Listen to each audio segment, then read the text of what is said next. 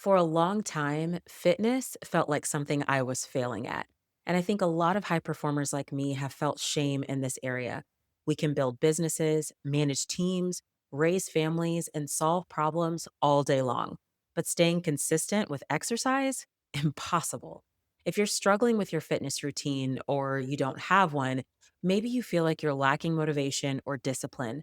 But the truth is, for high performers, it's rarely either of these. In today's episode, I'm sharing barriers that keep people stuck in an unhealthy cycle with exercise. And when you solve these, you'll finally have a system that actually works. Welcome to Wellness for High Performers, where ambitious people discover the path to sustainable wellness that actually feels good so they can build the dream without burning out. I'm your host, Erica Jones. I'm a wellness strategist and entrepreneur, and I help high performers create massive momentum by weaving wellness into their daily life. Well, hello there. I'm your host, Erica Jones, and I'm really excited about this episode today because it's deeply personal to me.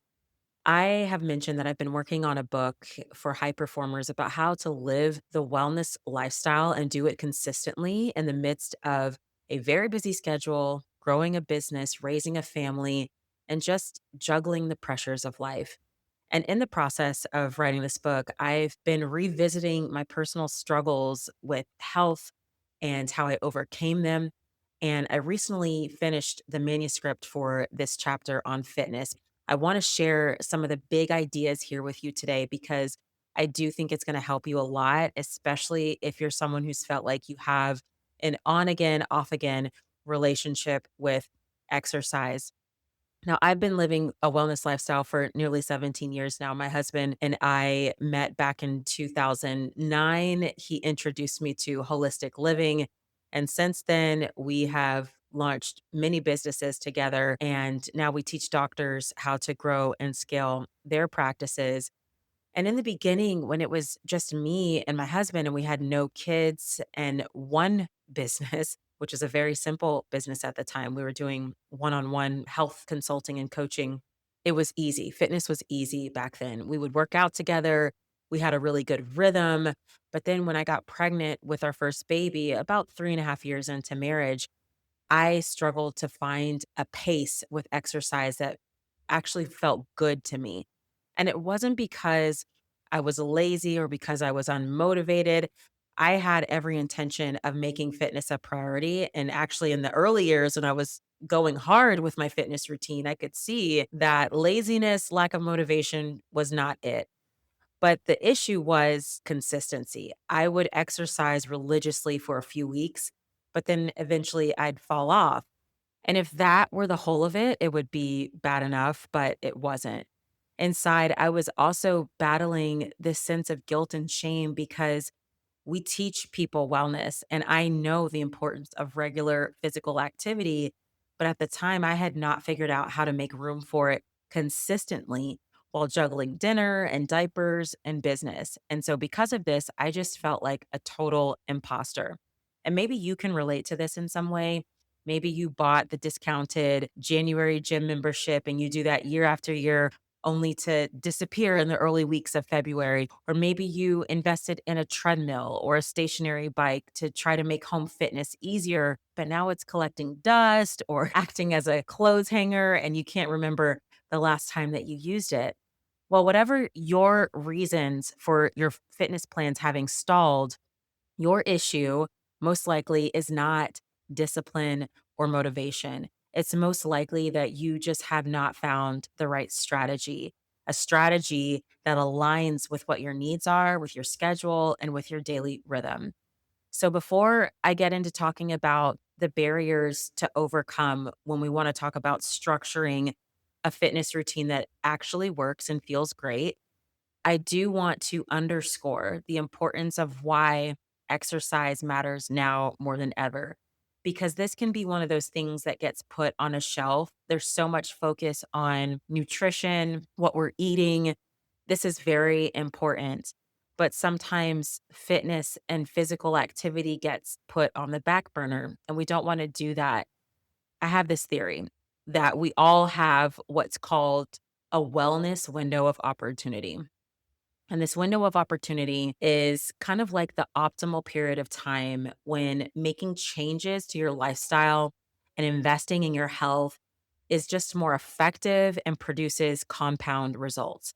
It's the season of life when the body's more adaptable and responsive to lifestyle changes. And that creates a bigger long term impact of health and longevity down the road. I think of it like the imprinting years. So from birth to about age 7, you may have heard of in reference to childhood development that this is the time when the brain is described as a sponge. Kids are quickly soaking up information, and the way that their imprinting years look greatly influence who that child becomes. It's the same with your body. During this window of opportunity, your body is absorbing inputs from your health habits or lack thereof, and these will greatly affect your quality of life down the road. So, this limited period of time allows for you to make small, consistent changes in your habits and your lifestyle, but those changes over time compound to yield a big ROI. And so the age in which this window of opportunity closes is different from everyone. But in general, the older we get, the more challenging it becomes to affect changes long term for our health and wellness. The age in which this window of opportunity closes is different for everyone, but the younger you start making investments into your health, whether that's 20 or 60, the better. So, this is why it's so important to start right now. The other reason why exercise matters so much is that it is one of the strongest indicators of how you will age. It indicates the level of longevity that you'll have in your life, how old you will be. It's not the only thing, but it's a major factor. And it also is an indicator of your health span down the road. And so your health span is, you've probably heard of it before, but it's the number of years that you age in good health. Most high performers are not looking to just add more years to their life, which is longevity. We're looking to add extra years, but make those years be years that we're in good health. So that's where the health span comes in. So think about, how do you want to spend your time in your 60s and your 70s and beyond? Do you want to be able to travel without needing special assistance, or have the energy to dress yourself and live independently? Do you want to have the strength to hold your grandchildren or make yourself a meal or go for a long walk? What does your life look like? And is your autonomy important to you? And if the answer to that question is yes, then understand that the golden years is kind of what people think of as your 60s, 70s. These years will not be golden just because you wish it to be so. It will happen with focused attention today, right now, on the life that you want to create decades from now. So, in statistical terms, if you need some extra encouragement here, exercise can do a whole lot for you, consistent exercise. It does increase life expectancy, which I just mentioned before. There's actual studies that show that regular exercise, they're looking at 150 minutes a week. Folks that do that live an average of 3.4 years longer than those who don't. If you didn't already, you might want to check out my podcast episode. I think it's episode 20, where I talk about, do we really need 150 minutes of exercise a week and what that looks like? Because that sounds like a lot to a lot of people. And so I kind of take you inside of the challenge that I created for myself. We unpack that statistic and more. So check out that episode if that interests you. Consistent exercise also increases muscle strength. So your muscle mass and muscle strength do decline as you age, and this increases the chance of falling and then early mortality. So adults who consistently engage in strength training in particular have a reduced risk of death compared to those that don't. It also reduces your risk of disease, some of the most common chronic illnesses like heart disease, diabetes, several types of cancer. It also supports your mental health as well and reduces the risk of neurodegenerative diseases like Alzheimer's that can greatly diminish your quality of life. My grandfather died of Alzheimer's, and just watching that decline over a period of years was just heart wrenching. So I definitely am making a point, a huge priority of being consistent with exercise because I know that it helps to reduce the risk of that kind of cognitive decline. And then it also slows biological aging. So that's another huge factor for longevity and your health span. Those that exercise regularly may have a biological age up to 9 years younger than those that do not. So, with all of this in mind, for me and hopefully for you now too, if not already, movement, regular, consistent movement moves from being optional to being absolutely essential. And as I mentioned before, you likely don't have an issue with discipline if you're struggling with exercise. It's really more of an alignment issue. And it's more of an issue of your strategy is probably not a match for your daily life.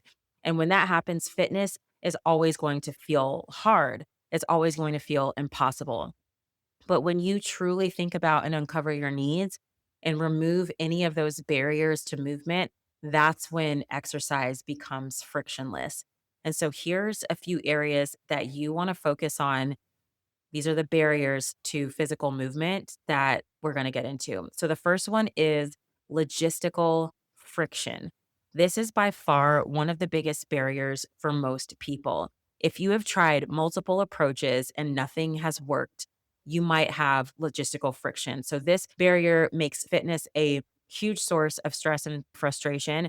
For me, I had tried so many different things. This is post having my children and I was trying to get back into a rhythm of working out. I tried private Pilates instruction. I tried community fitness classes. I tried strength training with small groups. I tried my local gym. And all of these options were nearby. They were within a 5 to 15 minute drive. And the classes and the instructors were fantastic. They were great. The problem was getting there. Jumping in the car, fighting traffic after a busy workday was a total drag. And between driving to class, working out, and then driving home, I was investing nearly 1.5 to 2 hours of my evening, multiple days a week with multiple children, just trying to exercise. And so for me, this was not a long term workable solution, which is why being consistent felt impossible to me. And so maybe you've been trying to do things on your own and you actually need a community to be successful, or maybe your gym or group fitness membership isn't working for you. But the question you want to ask yourself and answer is, what will make it easy for me to show up for the workout? Is it that I am going somewhere and I'm being involved in community and seeing people and that excites me and gets me to show up? Or do I need to not have any of that involved in my setup and I need to be able to just go upstairs and change and come to a home gym setup and be able to work out? Figure out what that is for you because this is something that you want to solve in order to unlock the consistency. The other thing to think about is decision fatigue. So, as a high performer, it's important that your cognitive load is protected as much as possible. When you have to make decisions, even trivial ones like how to exercise, it adds to the mental weight of everything you're already carrying. And your workout should feel like a reprieve. This should feel like a time where you can turn your brain off and release any stress or tension you've experienced throughout the day. So, the last thing you want to have to go do is dig through your mental filing cabinet or your phone to drum up a fitness routine from scratch. And I personally know this pain all too well. One too many times, I would show up at my set workout time, but I had no plan. And sometimes I was successful, I would get a good workout in, but many times I would just evaporate the time that I had set aside because I was searching on my phone trying to figure out what to do during my fitness time. I would find workouts that were too short or too long, or they required equipment I didn't have, or they were too advanced, or they weren't challenging enough. So, this particular barrier for me felt like the biggest gut punch because I was actually ready to get on the court and play the game, but I didn't score any points because I didn't have a game plan. So you want to reduce decision fatigue as much as possible. Number three, the third barrier to a consistent fitness routine is the mundane and the monotonous. When you don't have a game plan, it's tempting to just do the same thing every time you show up to work out. This can work very well for you if you like a structured schedule. So if you're like, you know what? I am totally good with doing the same thing every time, then do that. People that like that structure will often build their routine to work on, let's say, specific muscle groups on different days of the week, and their leg day will always look the same. And so that's fine for people that this works for. But if you're someone that needs more novelty, as I did, doing the same thing over and over, every workout or multiple days a week, like this can make fitness feel like drudgery. I personally needed more novelty and found myself bored with the same exercises repeated over and over again. And my goal was to make fitness enjoyable. But if boredom is part of the program, then that's going to be a hopeless effort. So, fixing the mundane, monotonous routine, adding variety in there is really important. The Hercules complex is barrier number 4. This is another big issue for high performers. The Hercules complex is my term for an all or nothing, unsustainable intensity that can be applied to anything. But in this context, obviously, we're talking about fitness.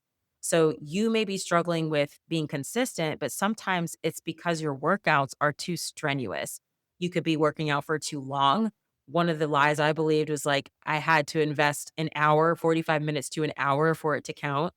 Or you may be going from 0 to 100. Like you're not working out at all, but then trying to jump in with hour-long workouts 3 to 4 days a week, and that's pushing your body too hard and too fast.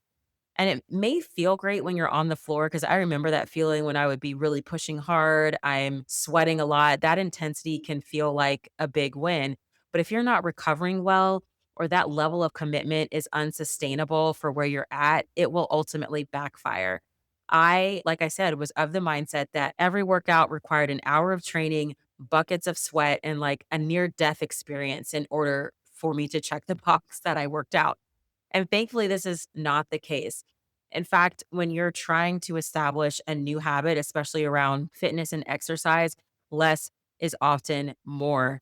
And if you go back and listen to episode 20, where I talk about the 150 minutes a week and what is involved in that level of fitness and working out, we also talk about how strenuous that is. I think sometimes we feel like overly strenuous is the goal, and it really doesn't have to be. Vigorous walking uphill, things like that.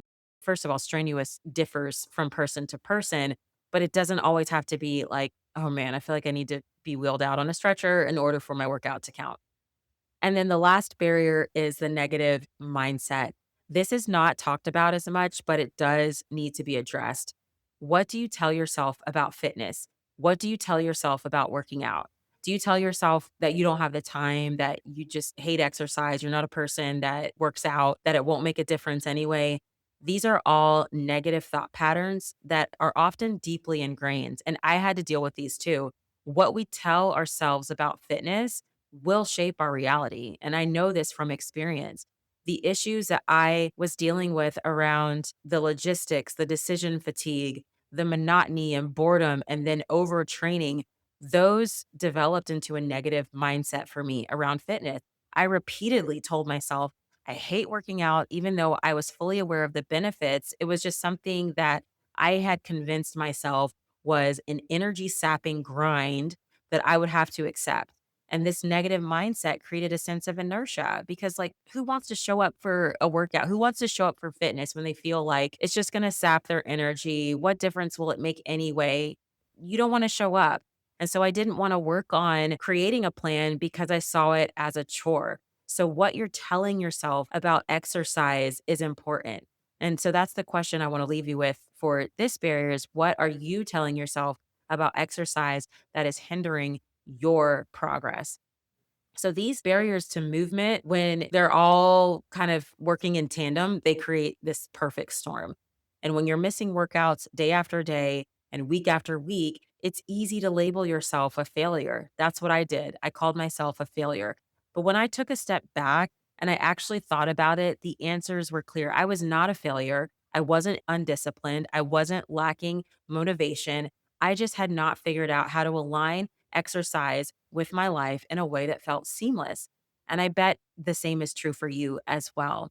Now, my barriers to movement may not be the same as yours. You may find that childcare is an issue or that your travel schedule is the challenge. The whole point of this exercise is to think about what is preventing you from making progress. And rather than oversimplifying and just saying, like, okay, I'm just going to sign up for this class or I'm going to do like 75 hard and that's going to be how I get myself in shape, really take some time to thoughtfully reflect on what's working and what's not.